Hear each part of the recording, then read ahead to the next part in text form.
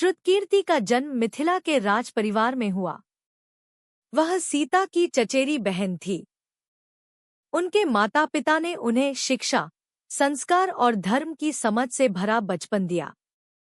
बचपन से ही श्रुतकीर्ति में निम्न गुण दिखाई दिए: बुद्धिमत्ता, धैर्य, संवेदनशीलता, न्यायप्रियता, दया और करुणा। उनके बचपन के ये गुण उनके जीवन भर उनके निर्णय और कार्यों में झलकते रहे। श्रुतकीर्ति का मन हमेशा ज्ञान की ओर आकृष्ट था। वे धार्मिक ग्रंथों, नीतिशास्त्र और प्रशासनिक विज्ञान में रुचि रखती थी। उनके माता पिता ने उन्हें संस्कार और नीति की शिक्षा दी। यही कारण था कि जब उन्हें बड़े होकर जिम्मेदारी मिली तो वे हर चुनौती का सामना धैर्य और सूझबूझ के साथ कर। जब श्रुतकीर्ति विवाह योग्य हुई, उनका विवाह शत्रुघ्न से हुआ। शत्रुघ्न राम के छोटे भाई थे और उन्होंने राम के शासन के समय मथुरा का राज्य संभाला। श्रुतकीर्ति ने न केवल एक पत्नी के रूप में बल्कि मार्गदर्शक और सहयोगी के रूप में अपने पति का मार्गदर्शन किया।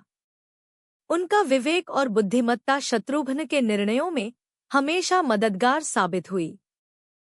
शत्रुघ्न मथुरा के राजा बने और श्रुतकीर्ति मथुरा की रानी। यहाँ उनका योगदान केवल शोभा के लिए नहीं था। वे प्रशासन में सक्रिय थीं, जनता की भलाई और न्यायप्रिय निर्णयों में भाग लेती थी।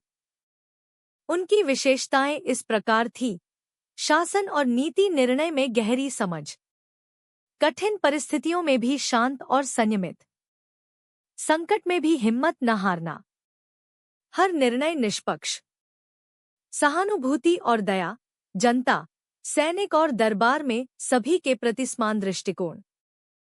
श्रुतकीर्ति का जीवन सिखाता है कि सच्ची वीरता केवल तलवार में नहीं होती, बल्कि बुद्धि, धैर्य, समझ और संवेदनशीलता में भी होती है। उनका जीवन आदर्श है, घर, परिवार और राज्य में संतुलन बनाए रखने की सीख देता है।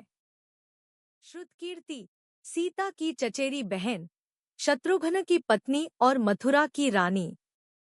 उनका जीवन हमें यह सिखाता है कि असली शक्ति केवल बाहरी वीरता में नहीं, बल्कि ज्ञान, धैर्य और संवेदनशीलता में भी होती है। यही बनाती है उन्हें रामायण की सच्ची वीरांगना। अगर आपको रामायण की ऐसी अनसुनी वीरांगनाओं की कहानियां पसंद आती हैं, तो चैनल को अभी सब्सक्राइब करें। अगली वीरांगना की कहानी और भी अद्भुत है।